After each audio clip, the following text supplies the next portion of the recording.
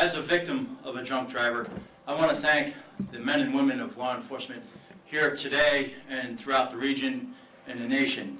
Especially thanks to the Washington Regional Alcohol Program, its advocates, including Checkpoint Strikeforce, in partnership with the National Highway Traffic Safety Administration's Drive Sober or Get Pulled Over program, which consists of 98 law enforcement agencies in the Commonwealth of Virginia. In the coming weeks, we in the Commonwealth will operate 120 checkpoints with 640 saturation patrols. And this is not only aimed at education prevention, but it's for enforcement. We shall not tolerate impaired driving. And this includes Fairfax County and all of Northern Virginia. As one team in Virginia, we will continue to prevent driving while impaired through education and enforcement all year long.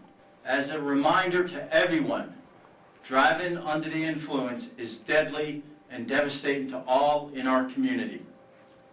First-time offenders in the Commonwealth of Virginia face the following consequences: ignition interlock on your vehicle, a $2,500 fine, the suspension of your operator's license, and up to 1 year in jail. This is serious. As a community, we need to be responsible.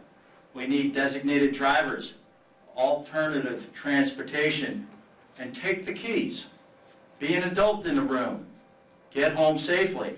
So let's strive together as a community to engage with each other to prevent the deaths on our highways, not only in the Commonwealth of Virginia, but throughout the nation.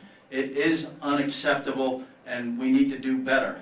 God bless you all, and have a safe year, and drive sober. Thank you.